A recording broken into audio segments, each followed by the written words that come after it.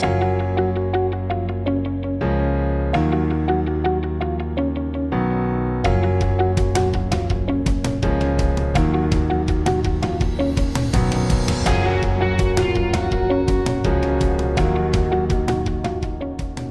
sejahtera bagi kita semua. Selamat datang kembali di diskusi Sekolah Sabat yang dipersembahkan oleh Gereja Masih Advent Hari ke-7 Uni Indonesia Kawasan Barat.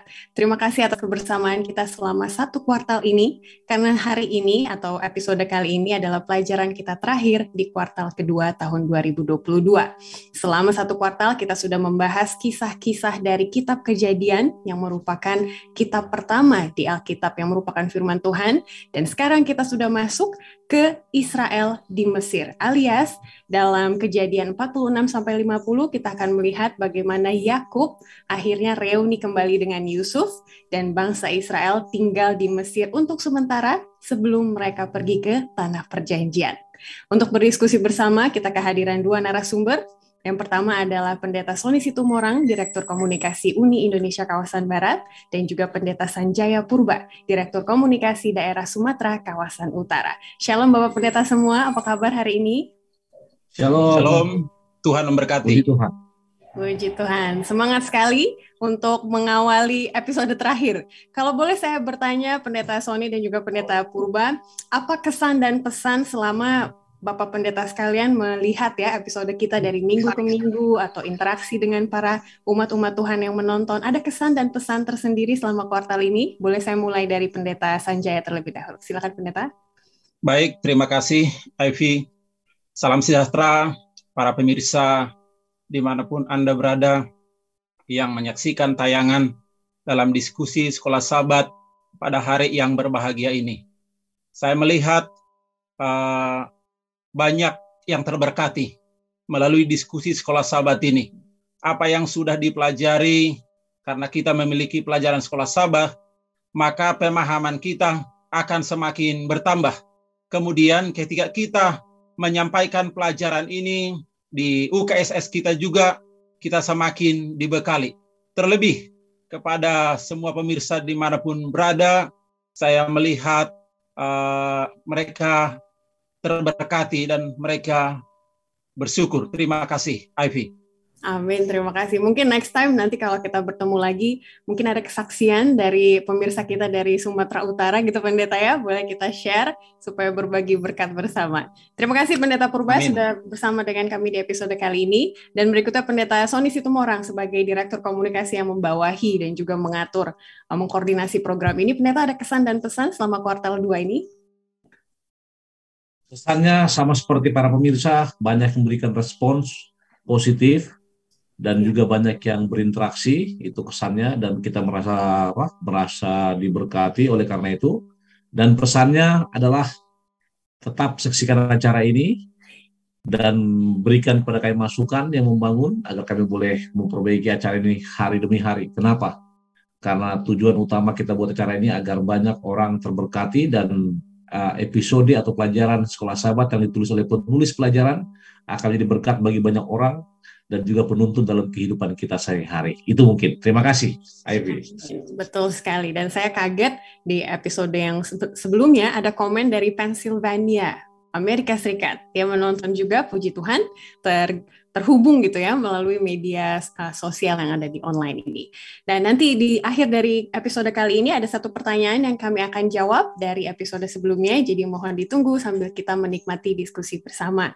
Dan kalau misalnya pemirsa mau salam hangat, menyampaikan pesan di kolom komen kepada kami juga silakan, kami akan dengan sangat senang hati membacanya.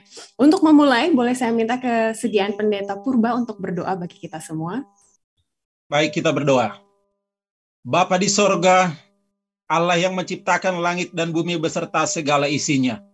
Saat ini kembali kami Tuhan, membahas pelajaran firman Tuhan, pelajaran yang ke-13, Israel di Mesir. Tuntun kami dengan Roh Kudus-Mu, agar pelajaran ini menjadi berkat bagi semua pemirsa, dan boleh menguatkan iman kami. Kami boleh mengambil pelajaran yang penting kami praktekkan dalam kehidupan kami, dari kehidupan keteladanan Yusuf. Semuanya kami serahkan dalam tangan-Mu Tuhan. Dalam nama Yesus Kristus kami berdoa. Amin. Amin. Terima kasih Pendeta Purba. Saya akan bacakan ayat intinya yang terdapat di dalam Kejadian 47 ayat 27. Maka diamlah Israel di tanah Mesir, di tanah Goshen, dan mereka menjadi penduduk di situ. Mereka beranak cucu dan sangat bertambah banyak. Nah, inilah indahnya reuni yang akhirnya kita nanti-nantikan setelah pelajaran sebelumnya kita melihat bagaimana Yusuf akhirnya bertemu dengan saudara-saudara laki-lakinya. Sekarang Yusuf akan bertemu dengan ayahnya, Yakub. Jadi kita akan langsung ke hari Minggu dengan topik Yakub pergi kepada Yusuf. Nah, di sini Pendeta Sony Situmorang kita akan menggali Kejadian pasal 46. Kita akan melihat akhirnya gitu ya, ada penutupan yang indah, ada closure yang indah dari drama kehidupan Yusuf dan keluarganya. Kira-kira apa ya janji Tuhan yang sudah digenapi sampai pada saat ini? Kita akan flashback gitu ya dari Abraham, janji-janjinya, dan sampai sekarang ini, apakah Tuhan tetap setia kepada mereka? Pendeta, silakan. Baik, terima kasih Ivy. Kita melihat ketika janji Tuhan kepada Abraham untuk menjadikan mereka bangsa yang besar, mulai terlihat di sini ya. Dan juga pada saat Yakub hampir mati, dia diberikan happy ending kita katakan ya. Hampir mati, saya katakan hampir mati karena Yakub pergi ke Mesir dalam usia yang sudah sangat tua. Dan ini pelajaran sekolah sahabat menulis bahwa ini rupanya menggemakan pengalaman Abraham mengenai janji Tuhan bahwa ia akan menjadikan mereka bangsa yang apa? Yang besar. Nah, namun saya lihat di sini juga bahwa panggilan Tuhan di sini mengingatkan kita kepada perjanjian masa lalu, bukan hanya Abraham. Kalau saya lihat dari Adam ya, ketika Tuhan bilang, aku akan mengadakan apa? Permusuhan antara engkau dan keturunannya. Intinya adalah janji Tuhan tidak akan pernah berubah. Walaupun nanti, Ivy, kepergian anak-anak Yakub di Mesir merupakan cikal bakal satu petualangan yang menarik. Atau dengan munculnya Israel ya, 12 suku yang nantinya akan kita pelajari mungkin pada pelajaran berikutnya. Namun intinya Tuhan tidak pernah lalai menepati janjinya, sehingga kepada keturunan Abraham dalam konteks ini Yakub, janji yang serupa tetap diberikan. Dan itu kita akan bahas pada minggu ini. Terima kasih. Itu mungkin dari saya pertama. Sudah lengkap dan akan ditambahkan dari Pendeta Purba. Silakan Pendeta, ada lagi tidak janji-janji Tuhan yang Pendeta lihat sudah tergenapi sampai pada saat ini? Baik, terima kasih Ivy dan pemirsa dimanapun berada. Kalau kita melihat bagaimana Yusuf dijual oleh saudara-saudaranya ke Mesir, dan di Mesir kita sudah pelajari pelajaran-pelajaran sekolah sahabat yang lalu, bagaimana dia diangkat menjadi orang terpenting di Mesir. Dan ada reuni, dia bertemu kembali dengan orang tuanya dan saudara-saudaranya. Jadi apa mimpi daripada Yusuf sebelumnya digenapi, di mana orang tuanya dan saudara-saudaranya mereka tunduk kepada Yusuf. Dan di sana bisa kita ambil adalah bagaimana rencana Tuhan bagi Israel, ya, Yakub atau Israel dan keturunannya. Tuhan ingin memelihara Israel. Apa yang dijanjikan oleh Tuhan kepada Yakub terpenuhi, di mana nantinya kita akan bahas lebih lanjut. Tuhan memelihara mereka oleh karena Yusuf memanggil saudara-saudaranya dan orang tuanya tinggal di Mesir, diberikan satu tempat di Goshen. Di sana dipelihara Tuhan. Jadi luar biasa penyertaan Tuhan ini bagi Israel. Apa yang telah dijanjikan Tuhan, Tuhan tepati. Terima kasih, Ivy. Amin, benar sekali. Dan kita bisa lihat itu dari bagaimana, Abraham gitu ya. Sebelum Abraham pergi, Allah muncul dalam sebuah penglihatan, dan kepada Yakub pun sebelum Yakub pergi ke Mesir, Allah juga muncul. Jadi Allah tetap sama ya, memelihara umat-umatnya, memberikan confidence dan semangat, jangan takut gitu ya, walaupun akan pergi ke tanah orang lain. Lalu anak-anak Israel juga tambah banyak, bukan cuma laki-lakinya saja, tapi perempuan juga, cucu-cucu dan lain-lain, dan mereka tidak jadi mati karena kelaparan di negerinya gitu ya. Ada keselamatan yang Tuhan berikan melalui Yusuf di Mesir. Terima kasih Pak Pendeta sudah mengawali pelajaran ini ini dengan baik. Kita lanjut ke hari Senin dengan judul Yakub tinggal di Mesir. Kita akan mendalami Kejadian pasal 47 sekarang. Kita akan melihat bagaimana gaya hidup ya, cara hidup Yusuf dan keluarganya di tanah asing. Apa yang bisa kita pelajari dari sini, terutama bagi mungkin orang muda yang merantau? Apa prinsip hidup yang Yusuf tekankan kepada saudara-saudaranya, misalnya mengenai pekerjaan dan lain-lain? Pendeta Sony Situmorang boleh mulai dari situ. Baik, terima kasih. Dalam konteks ini kita mengetahui bahwa Yusuf adalah salah seorang Perdana Menteri, atau Perdana Menteri dikatakan yang mengatur ekonomi di Mesir. Dan ketika mereka sampai di sana, maka yang luar biasa, saudara-saudaranya dan juga dikatakan di sini ada rasa terima kasih kepada Perdana Menterinya karena mendorong raja untuk menghormati mereka dengan mengangkat mereka kepada jabatan-jabatan di negeri Mesir. Tapi ingat, walaupun mereka sudah mendapatkan semuanya, satu hal yang perlu para pemirsa dan kita ikutin, jangan biarkan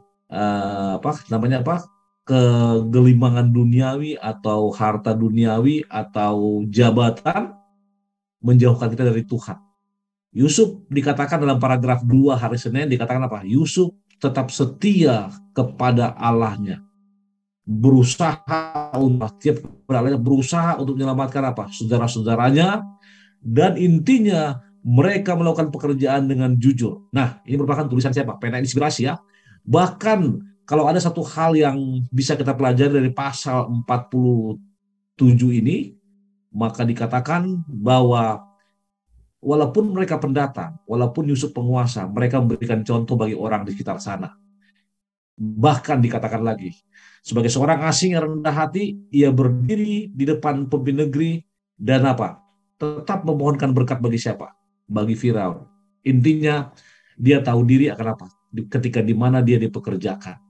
Nah, bagi para pemirsa kita pun semua, ketika Tuhan tempatkan Anda di pekerjaan atau di pelayanan bagaimanapun, satu pelajaran hari Senin adalah jangan lupa menyembah Tuhan.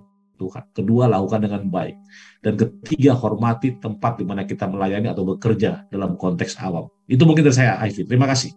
Suatu pelajaran yang baik sekali ya buat semuanya, mau muda ataupun tua, itu prinsip-prinsip hidup yang patut kita pegang dan jalankan juga. Itu prinsip kepada pekerjaan ataupun kehidupan sehari-hari. Kalau Pendeta Purba dalam segi rohani, ada tidak prinsip yang bisa kita pelajari, terutama dari Yakub yang memberkati Firaun? Kok bisa ya orang awam gitu memberkati raja nomor 1 di negaranya? Apa pesan rohani dari kisah ini, Pendeta? Baik, jadi ketika saudara-saudara Yusuf dan orang tuanya sudah berada di Mesir, Yusuf menghadap Firaun. Dia sampaikan kepada saudara-saudaranya, nanti kalau ditanya Raja Firaun, sampaikanlah dengan jujur apa profesi kalian. Memang mereka adalah penggembala, ya. Dan di Mesir, penggembalaan ini adalah satu pekerjaan yang tidak disukai. Sehingga pada waktu itu Firaun pun permohonan mereka direstui.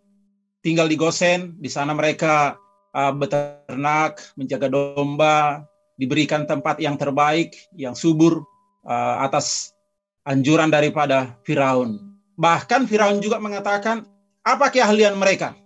Ya, memang mereka hanya penggembala, dan itu kejujuran mereka, dan itulah profesi yang mereka lakukan. Dan mereka juga tidak mau yang menyinggung atau mengganggu profesi atau jabatan yang sudah ada di kerajaan Mesir. Kami hanya menompang di sini. Para pemirsa yang diberkati oleh Tuhan secara rohani di sini, bahwa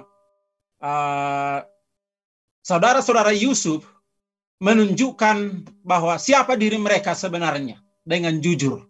Sebagai penggembala, itulah mereka tunjukkan. Kemudian secara rohaninya Tuhan bekerja, ya. Tuhan bekerja di situ bahwa nantinya kalau kita lihat di situ Tuhan memberkati keturunan daripada Israel yang ada di situ, mereka berlimpah. Mereka di sana diberkati Tuhan dengan berkat yang berlimpah. Jadi kalau saya sampaikan di sini secara rohaninya, marilah kita tetap ya jujur dengan apa yang ada dalam diri kehidupan kita, ya, dengan tulus. Terima kasih. Amin. Ada konsistensi dari kehidupan Yusuf yang bisa kita lihat, pendeta ya. Waktu dia digoda Potifar, dia juga jujur, dia tahu dia anak Tuhan, jadi bagaimana saya melakukan dosa yang besar ini di hadapan Tuhan, katanya gitu ya. Sampai sekarang pun sudah sukses, tetap dia ingat bahwa dia adalah anak Tuhan. Nah, kita mau menjawab pertanyaan di bawah nih, pendeta Sony Situmorang, mengenai seperti yang tadi Pendeta Purba sudah katakan, kita harus ingat kita adalah imamat yang rajani. Apapun yang kita lakukan di dunia ini, pekerjaan apapun, kita harus ingat kita adalah imam Tuhan gitu ya. Dalam cara praktis apa, Pendeta, kita bisa menjadi imamat yang rajani? Apakah seperti Yakub mendoakan bosnya gitu misalnya, atau orang-orang yang dia datangi dia akan berkati melalui doa misalnya seperti itu? Atau ada cara lain, Pendeta? Silakan. Ketika kita bicara mengenai imamat yang rajani, ini merupakan salah satu doktrin gereja Advent, doktrin priesthood of all believers. Yeah. Jadi kita menjadi imam bagi diri kita sendiri, imam bagi keluarga kita, imam bagi kita pribadi ketika kita boleh langsung berhubungan dengan Tuhan kita. Contoh, kenapa sampai muncul kata imamat yang rajani dalam 1 Petrus ini? Karena pada zaman Perjanjian Lama dalam konteks ini, Yakub yang menjadi imam memohon kepada Allah agar Firaun diberkati. Nah, dalam konteks modern sekarang ini, kewajiban apakah yang diberi iman kita kepada kita? Nah, ini mungkin pertanyaannya dalam bahasa Inggris saya nggak tahu, mungkin imam atau iman ini. Saya nggak tahu, tapi kewajiban apa yang diberikan iman kita kepada kita? Nah, kalau kita bicara mengenai imam, maka saya katakan tadi, ini doktrin priesthood of all believers. Kita langsung yang memohon ampun kepada Tuhan, meminta kepada Tuhan. Kita tidak punya perantara lagi dalam arti seperti zaman dahulu, tapi kita yang langsung memohon kepada Tuhan. Tapi kalau ini diberikan iman, dalam arti iman kita kepada kita, maka ketika kita beriman kepada Tuhan, maka apapun yang Tuhan mau, yang Tuhan minta, Tuhan inginkan, maka kita harus lakukan. Saya masih ingat Yohanes 14 ayat 15, Yesus pernah mengatakan satu kali, kalau kamu mengasihi aku, maka kamu menuruti segala perintahku. Ketika saya beriman, nah kata iman di sini saya ulangi lagi kembali, ini dalam bahasa Greek itu pistis atau pisteo, itu artinya apa? Iman, kepercayaan, keyakinan yang dihidupkan. Dalam bahasa Ibrani itu apa? Pneuma, tulisannya pneuma. Pneuma artinya iman yang Abraham miliki, iman yang dilakukan tanpa bertanya apapun ketika Abraham ingin mengorbankan Ishak. Nah, kewajiban apa yang kita berikan melalui iman? Ya, ini iman adalah ikutin, turuti kehendak Allah dalam diri kita. Dimanapun kita berada, apapun kita lakukan, khususnya ketika Tuhan menganjurkan kita untuk apa? Untuk mendeklarasikan Injil Tuhan melalui apa? Kehidupan kita, melalui perkataan kita, melalui semua aspek kehidupan kita. Terima kasih, Ivy. Jadi firman Allah yang hidup gitu ya, firman yang berjalan secara singkatnya. Kalau dari Pendeta Purba ada yang ditambahkan hal-hal praktis apa yang bisa kita lakukan untuk menjadi seorang imamat yang rajani? Baik, ketika Yakub bertemu dengan Firaun, dia memberkati Firaun. Ini menunjukkan bahwa Yakub, Allah yang disembah oleh Yakub itu pencipta langit, bumi, dan isinya itu lebih tinggi daripada segala-galanya. Dan Yakub tetap memuliakan Tuhan. Kemudian Yakub ingin menunjukkan bahwa dia menjadi berkat bagi siapapun. Jadi apa yang kita pelajari di sini sebagai imamat yang rajani, dimanapun kita berada, apapun profesi kita, dimanapun ya kita tinggal, kita harus menjadi berkat bagi orang lain. Kenapa?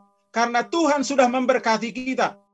Kita sudah diselamatkan oleh kasih karunia-Nya. Jadi dimanapun kita harus menjadi berkat dengan keteladanan kita, perkataan, perbuatan kita, ya kehidupan kita, menunjukkan walaupun seperti Yakub ini di negeri Mesir pada saat itu di mana mereka tidak percaya kepada Tuhan, tetap keluarga Israel mereka selalu tunjukkan mereka selalu percaya setia kepada Tuhan. Terima kasih. Wow, powerful ya, itu yang harus kita teladani saat ini. Kita akan lanjut ke hari Selasa dengan judul Yakub memberkati anak-anak Yusuf. Jadi setelah lama keluarga Yakub, keluarga besarnya tinggal di Mesir, tibalah waktunya dia rasa dia akan menutup harinya, makanya dia memanggil semua anak-anaknya untuk memberkati mereka, dan seperti nubuatan ya, ada gambaran masa depan mereka akan menjadi seperti apa. Menariknya, ada cucu-cucunya juga yang didoakan gitu ya. tapi hanya anak-anak kedua putra dari Yusuf saja yang diberkati. Apa alasan ataupun motif di belakang ini, Pendeta? Apa yang mau disampaikan? Pendeta Situmorang, boleh? Baik, terima kasih. Apa motif di balik alasan ini? Nah, kenapa Yakub hanya memberkati kedua putra Yusuf? Dalam adat bangsa Yahudi, maka memberkati putra merupakan satu simbol bahwa dia memberkati seluruh keluarganya.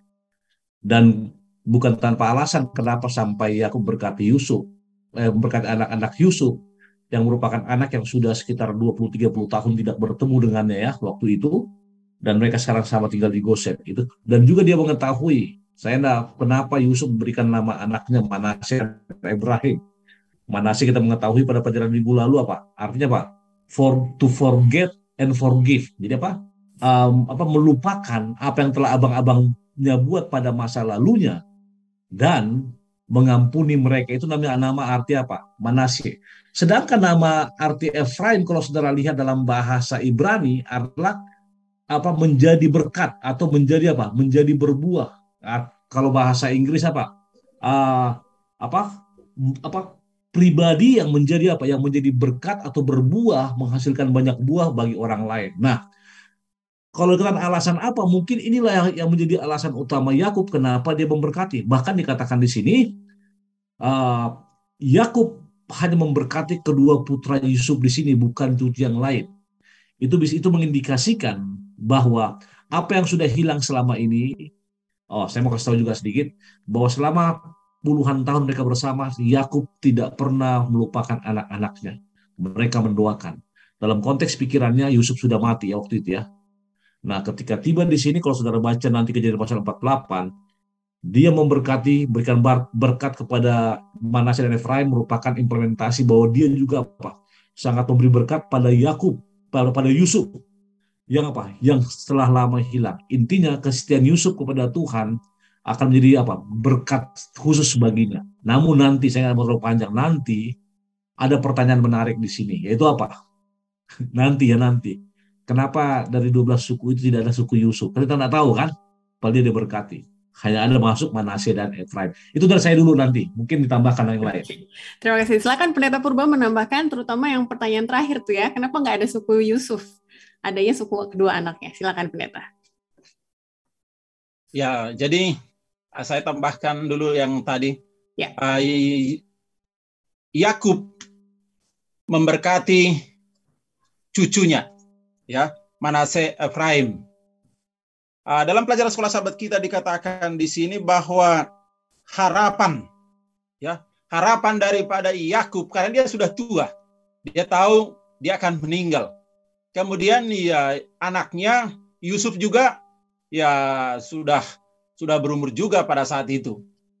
Jadi Yakub ingin menjaga kehidupan ya cucu-cucunya dan generasi berikutnya. Harapannya bahwa Tuhan tidak hanya menjaga kehidupan saat itu dari cucunya seperti yang dilakukannya untuk Yusuf. Jadi Yakub memikirkan masa depan ketika keturunannya kembali ke Kanaan. Jadi harapannya ada kerinduan daripada Yakub ini kembali ke Kanaan nantinya. Jadi Yakub memberkati cucunya Manasye dan Efraim. Walaupun dalam pelajaran sekolah sahabat kita ketika memberkati itu tangan daripada Yakub ini bersilang. Datang Yusuf, oh jangan ayah, ini salah, harus berkat ke sini yang Efraim dan Manasye. Ya, jadi tangan kanan ke sebelah kiri dan sebaliknya. Tapi Yakub katakan tidak, biarlah seperti itu. Tuhan akan memberkati. Jadi yang mau saya sampaikan bagaimana Yusuf di sini generasi berikutnya dipelihara oleh Tuhan untuk menggenapi janji-janji yang telah disampaikan Tuhan kepada Yakub atau Israel. Ya, mungkin untuk pertanyaan Yusuf, kenapa tidak dimasukkan dalam 12 daftar? Boleh Pendeta Situmorang nanti yang akan menjawab. Terima kasih. Oke, terima kasih. Jadi lempar-lemparan ini ya. Tapi saya lempar juga kembali ke para pemirsa di UKSS masing-masing. Boleh didiskusikan lanjut, kira-kira apakah doa berkat ini disampaikan sebelum menutup usia saja, atau dari sekarang juga kita bisa menyampaikan harapan, dan juga janji-janji Tuhan kita sampaikan kepada anak cucu gitu ya, untuk mengingatkan mereka akan masa depan yang Tuhan sudah janjikan kepada kita. Silakan didiskusikan. Kita lanjut ke hari Rabu. Tadi Yakub memberkati anak-anaknya Yusuf, sekarang Yakub memberkati anak-anaknya. Jadi termasuk Yusuf dan juga abang-abangnya ya. Kita akan melihat Kejadian 49.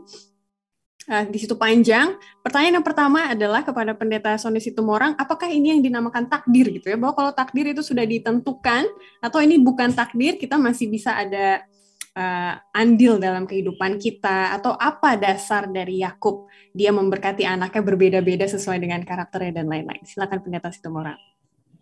Baik, terima kasih. Ini Ayef ini bagus ya, Pak, mengarahkannya ya. Dia pancing dengan kata takdir supaya pemirsa berpikir bahwa kata takdir ada ya. Oke, baik. Takdir, predestinasi ya dalam bahasa lainnya ya. Apakah takdir ada?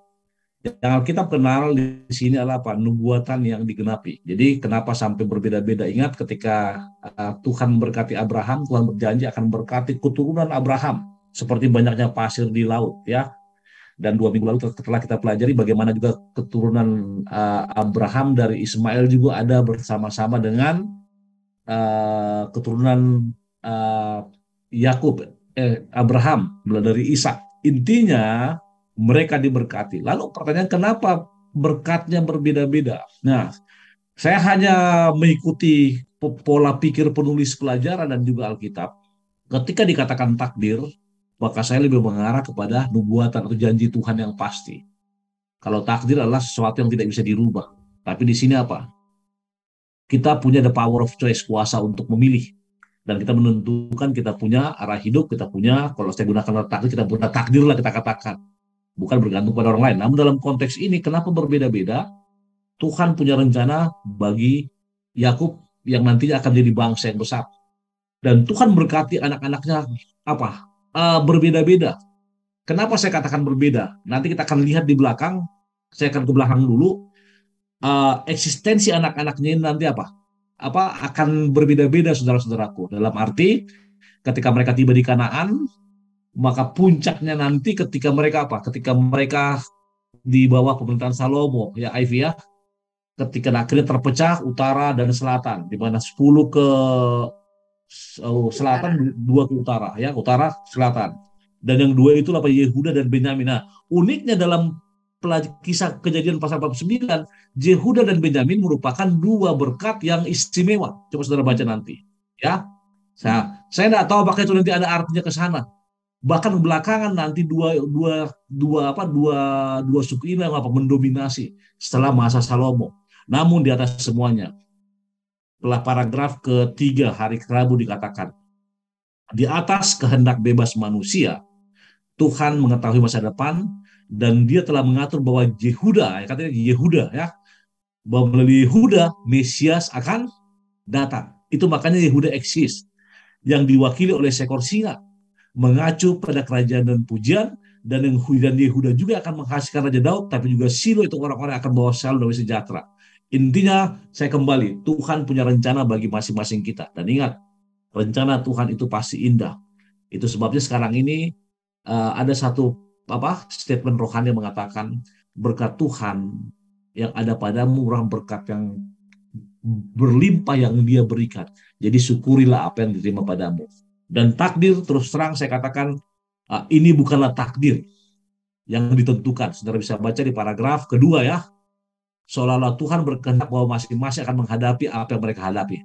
Melainkan apa yang katakan, itulah ekspresi dari apa yang karakter mereka dan karakter anak mereka akan bawa, dan Tuhan mengetahui masa depan mereka. Terima kasih, itu dari saya. Nanti kebanyakan biar Pastor Kuba yang tambahkan. Amin. Jadi itu pemirsa sudah menjawab pertanyaan ketiga di hari Jumat ya. Bagaimana kita menghubungkan fakta bahwa Tuhan sangat mengetahui masa depan, tapi pilihan kebebasan memilih juga ada di tangan kita gitu ya, secara tidak langsung. Nanti silakan didiskusikan lagi. Ke Pendeta Purba silakan ditambahkan Pendeta, dan juga ada pertanyaan dari awam gitu ya, apakah berkat ini hanya kepada orang Yahudi jadinya, karena mereka ujung-ujungnya adalah nenek moyang Yahudi. Apakah berkat ini jadi berkat kita juga? Baik. Kita juga menerima berkat itu. Bukan hanya untuk orang Yahudi. Karena semua umat manusia yang percaya kepada Tuhan akan menerima berkat itu. Dan di zaman akhir, di zaman kita sekarang ini, kita juga adalah Israel rohani. Apa yang disampaikan Tuhan berkat itu kepada Israel, Yakub zaman dulu, kita juga bisa menerima berkat itu. Tapi ada berkat istimewa, yaitu berkat di mana tentang nubuatan Mesias, Juru Selamat, akan lahir dari keturunan daripada Israel itu. Sudah disampaikan Pendeta Situmorang tadi. Jadi dalam pelajaran kita di sini, bagaimana tabiat, karakter daripada anak-anak itu Tuhan tahu. Tuhan lihat. Sekarang ini juga dalam kehidupan kita dari karakter itu bisa kelihatan itu. Bagaimana dia nanti kelak. Makanya pada saat itu Yakub melihat bagaimana karakter anak-anaknya itu. Tapi kalau mereka bertobat, mereka berubah, mereka memperbaiki karakter mereka, maka tidak seperti yang disampaikan oleh Yakub pada waktu mau meninggal dia.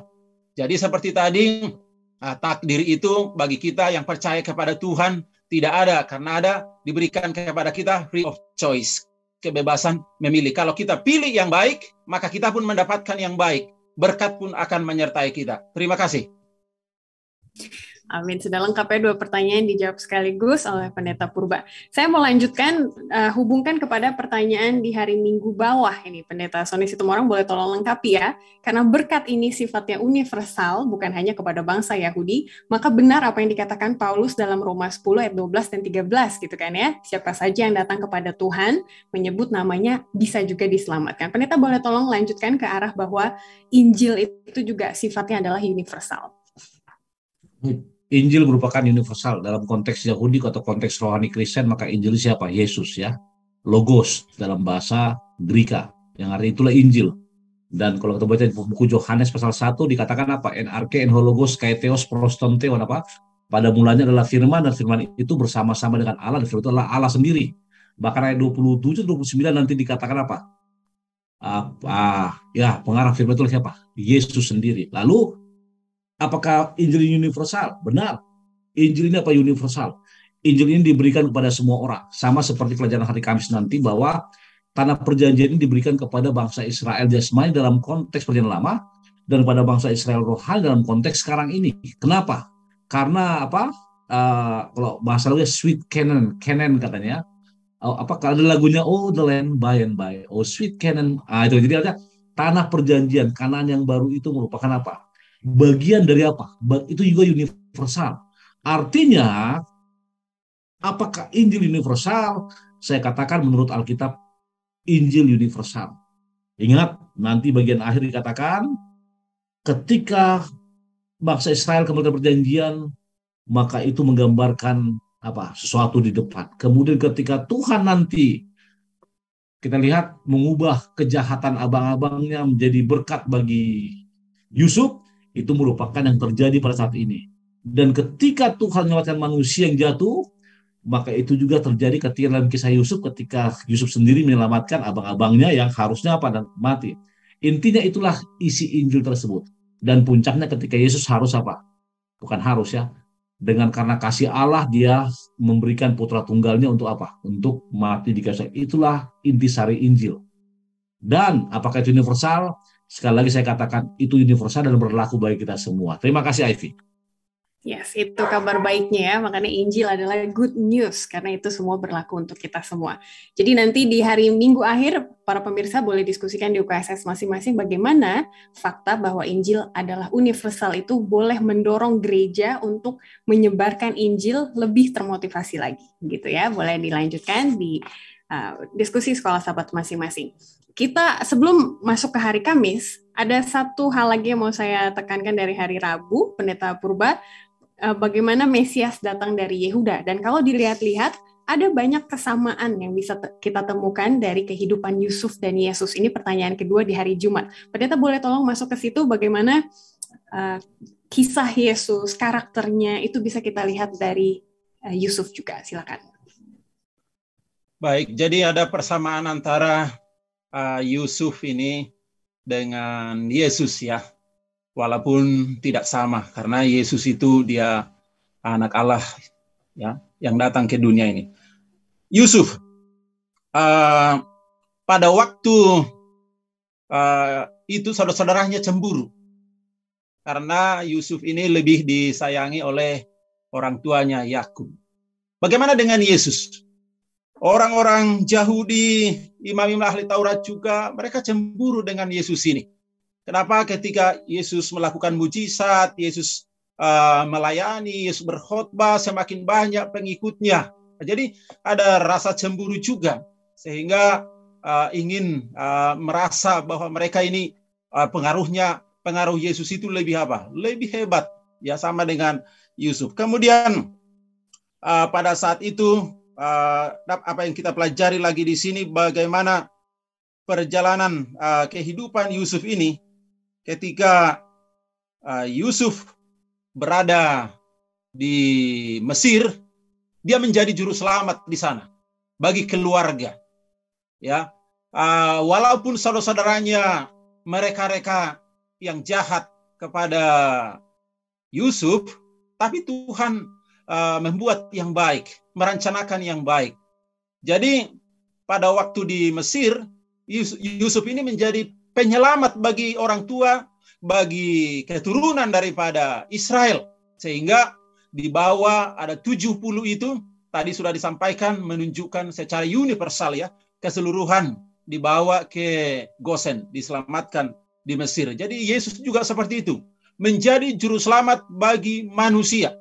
Ya, siapa yang percaya kepada Yesus ya akan diselamatkan. Karena Tuhan ingin agar semua manusia diselamatkan kalau percaya kepadanya. Kemudian Yusuf dijual, ya dijual kepada orang kafir, saudara-saudaranya. Dan Yusuf dituduh secara palsu dan dimasukkan dalam penjara. Padahal dia tidak bersalah, dia berbuat baik, ya. Bahkan di rumah Potifar pun dia tetap tidak mau melakukan dosa. Bagaimana dengan Yesus? Yesus juga dia datang ke dunia ini tidak berdosa, walaupun tinggal di dunia yang berdosa. Dalam kehidupan Yesus, dia berbuat baik, dia menyembuhkan orang, mengadakan mujizat, berkhotbah, semuanya dia lakukan adalah untuk keselamatan, tapi dia dipersalahkan, dia dituduh, bahkan dia dianggap sebagai penjahat sehingga dia disalibkan, bukan oleh karena kesalahannya. Ya, Yusuf juga dipenjara bukan oleh ya karena kesalahannya. Kemudian bagaimana dengan Yusuf ini? Dia dikatakan seorang yang sabar, lemah lembut. Walaupun dia dipersalahkan, dia tidak melawan, dia tetap sabar. Yesus juga seperti itu. Dia dihina, diolok, disalibkan, dipermalukan. Tapi Yesus tetap sabar, bahkan memberkati. Ya, ampunilah mereka, sebab mereka tidak tahu apa yang mereka perbuat. Itulah yang boleh sampaikan. Mungkin boleh ditambahkan oleh Pendeta Sony. Terima kasih. Terima kasih, sudah panjang dan lengkap Pendeta, karena pemirsa bisa sendiri nanti menambahinya kalau membaca pendalaman di hari Jumat, gitu ya. Itu sudah lengkap sekali. Dan kalau ada observasi lain yang mungkin pemirsa lihat dari kesamaan hidup Yusuf dan juga Yesus, boleh dituliskan di kolom komen di bawah juga.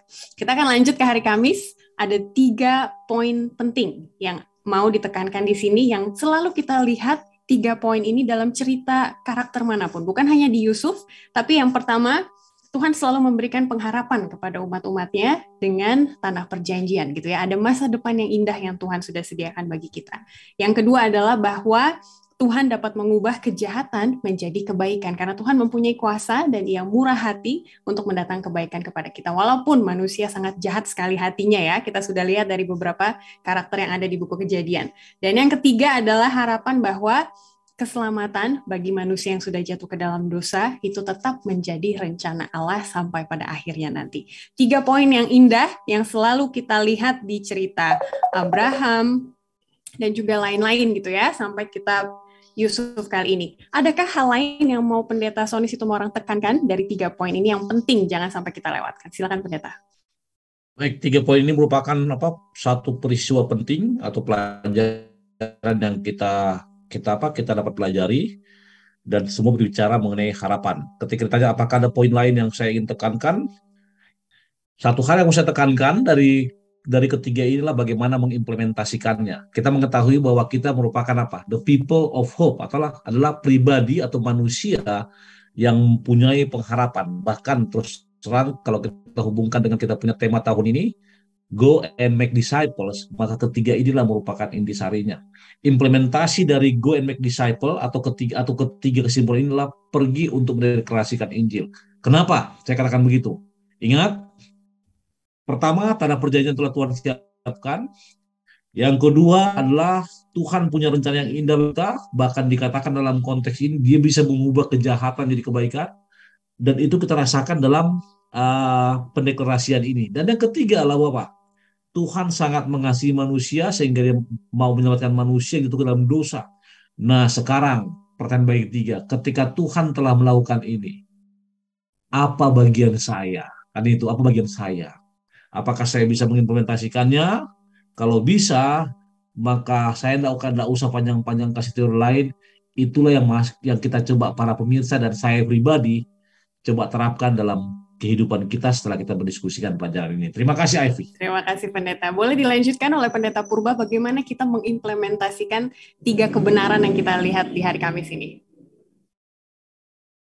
Baik, jadi ada hubungannya dengan pengharapan kita, kedatangan Tuhan yang kedua kali, dan hidup kekal di sorga. Jadi ketika Yakub dia sudah tahu bahwa dia akan meninggal, dan dia berpesan kepada Yusuf, ya, nanti kalau saya meninggal, biarlah saya dikuburkan ke tanah leluhur di Kanaan. Jadi ada harapan di situ. Itu juga sebenarnya adalah harapan nubuatan bahwa nantinya bahwa Israel yang ada di Gosen itu akan kembali ke tanah Kanaan. Kita juga di dunia ini hanya sementara.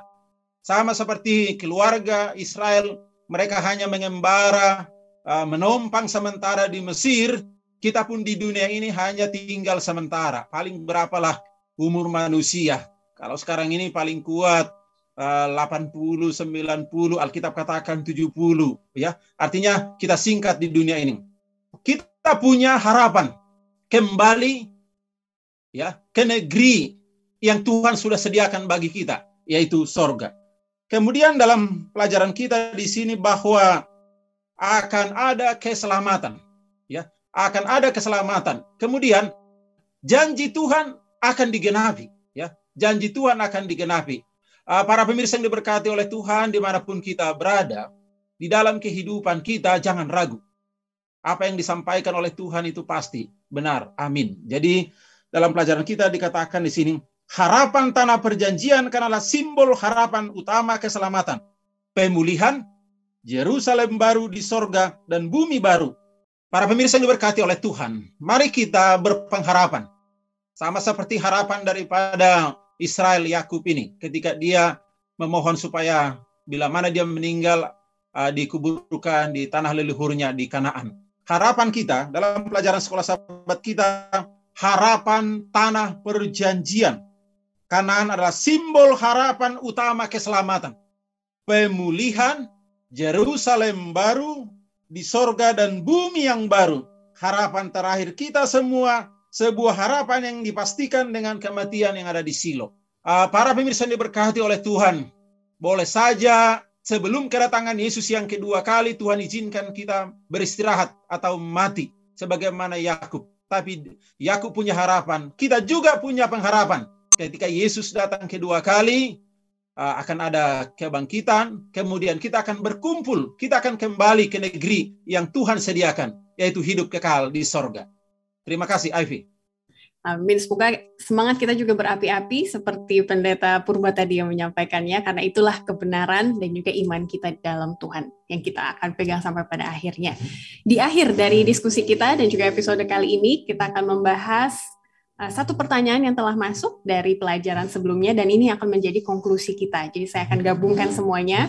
Ada satu pertanyaan datang dari akun Global Ministry.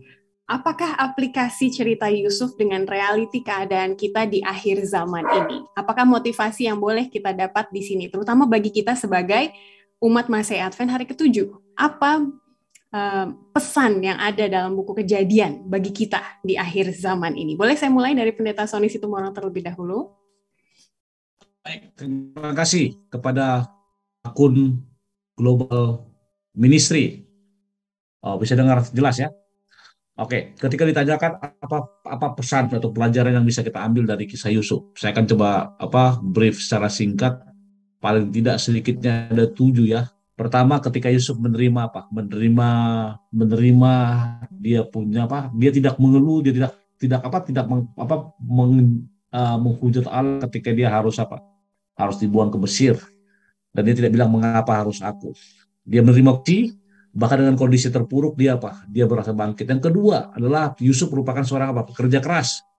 Ketika dia harus diperbudak, ketika dia harus kerja di rumah Potifar, ketika dia harus dipenjara, instead of dia mengeluh, tapi dia bekerja dengan baik, sehingga kita ingat kisahnya, dia bisa menjadi raja di penjara, di rumah Potifar, dan nanti akan di Mesir. Dan ketiga salah satu hal yang perlu kita lihat adalah dia penuh dengan kesabaran ketika dia membantu juru makan, juru minuman, dan juru roti, bahkan dia memberitahukan mimpi Firaun. Artinya Tuhan akan menjadikannya menjadi berkat bila mana umat-umatnya sabar, tidak cepat mengeluh. Yang keempat, ini yang paling penting, dia berintegritas. Apa itu integritas? Mengatakan ya atau ya. Dia punya prinsip hidup. Ketika istri Potifar mencoba merayunya, dia katakan tidak dan dia memilih menghindar. Yang kelima, dia rendah hati. Kalau saudara baca Kejadian pasal 41 nanti, dia selalu mengatakan bukan sekali-sekali aku, melainkan Allah juga akan memberitahukan kesadaran kepada Firaun. Artinya apa? Dia tidak menyombongkan dirinya. Yang keenam, berbelas kasihan. Itulah yang kita pelajari di pelajaran hari Jumat, ketika dia mengubah kebencian menjadi menjadi berkat, atau kutuk menjadi berkat, atau kejahatan jadi kebaikan dengan membalas kebaikan saudara. Dan terakhir, dia adalah pribadi yang mengampuni. Ketika dia memberikan nama anaknya Manasye, forget and forgive. Itu mungkin dari saya. Dia mengampuni saudara-saudaranya, dan dia katakan semua ini merupakan bagian dari kita. Pertanyaannya, apakah kita bersedia melatih diri untuk menjadi seperti Yusuf? Itu mungkin dari saya, Ivy. Terima kasih. Amin, lengkap sekali Pendeta, terima kasih. Pendeta Purba, bagaimana kita umat Advent menanggapi kisah Yusuf ini di akhir zaman? Karena kita juga sama-sama menanti tanah perjanjian kan ya? Baik, jadi apa yang kita bisa ambil dari pelajaran Yusuf ini, suatu pelajaran yang luar biasa. Saya boleh sampaikan bahwa kita di dunia ini sebagai pengembara, ya, sebagai pengembara. Tempat kita sesungguhnya adalah hidup kekal di sorga. Dalam kehidupan Yusuf ini, dia menghadapi banyak tekanan. Dia orang yang setia kepada Tuhan, takut kepada Tuhan. Dia menghadapi banyak tekanan, banyak menghadapi pergumulan. Tapi imannya tidak kendor. Kesetiaannya tidak kendor. Dia tetap setia kepada Tuhan. Bahkan ketika dimasukkan dalam penjara, dia tetap setia kepada Tuhan. Apa yang mau saya sampaikan bagi kita umat-umat Tuhan dimanapun berada? Rancangan Tuhan adalah rancangan damai sejahtera. Rancangan yang indah. Ketika kita setia kepada Tuhan, Tuhan akan merancangkan yang terbaik. Aku mengetahui rancangan-rancangan yang ada pada aku mengenai kamu, yaitu rancangan damai sejahtera. Berikutnya, Allah turut bekerja mendatangkan kebaikan bagi mereka yang terpanggil sesuai dengan rencana Tuhan. Baru yang terakhir, tidak ada yang menghalangi matahari terbit. Apa yang mau sampaikan adalah, walaupun Yusuf ini mau dibunuh, sepertinya tidak punya masa depan, tapi ketika dia tetap setia kepada Tuhan, hidupnya naik terus. sampai dia menjadi Perdana Menteri penguasa di Mesir. Artinya, di akhir zaman ini, ketika kita tetap setia kepada Tuhan, Tuhan akan memberkati kita. Hidup kita akan semakin naik. Iman kita akan semakin bertumbuh. Berkat akan menyertai kita. Terlebih, harapan kita boleh mengikuti keteladanan Yusuf pada zaman akhir ini. Tuhan memberkati. Amin. Itulah doa dan pengharapan kita semua sampai pada kesudahannya nanti. Untuk mendoakan para pemirsa yang sudah setia menyaksikan episode diskusi Sekolah Sabat dan juga supaya iman kita kuat, Pendeta Sony Situmorang boleh tolong tutup kita dalam doa. Baik, kita berdoa. Bapa, terima kasih Tuhan karena pelajaran yang indah di mana kami boleh melihat karakter Yusuf yang merupakan pribadi yang mau mengampuni, melupakan kesalahan saudara-saudaranya. Ini mengajari kami mengenai karakter Tuhan Yesus sendiri. Boleh melupakan dosa kami ketika kami datang kepadanya untuk memohon ampun. Biarlah karakter seperti ini merupakan ciri khas atau identitas diri kami, Bapak. Terima kasih Tuhan karena Engkau juga Pendeta Purba, Ibu Ivy, dan juga Daniel Tuhan. Biarlah Engkau juga berkati para pemirsa di mana mereka berada, sehingga mereka akan boleh melihat hal yang baik dan jadikan pelajaran ini sebagai satu contoh baik kehidupan kami semua di masa mendatang. Mengampunkan dosa kesalahan kami, terpuji nama Tuhan, lalu saya berdoa. Amin. Amin. Terima kasih Pendeta Situmorang dan juga Pendeta Purba untuk pelayanannya hari ini. Tuhan memberkati. Dan para pemirsa, puji Tuhan kita sudah melihat kebaikan kasih karunia Yesus yang tetap konsisten dari awal hingga pada akhirnya. Kita akan terus melanjutkan pelajaran Sekolah Sabat kita di kuartal depan. Saya lihat judul barunya mengenai Kristus juga. Jadi kita akan melihat bagaimana Kristus dalam hidupnya dan bagaimana itu dapat dihubungkan dengan kehidupan kita masing-masing. Sampai bertemu lagi, tetap sehat, Tuhan memberkati kita.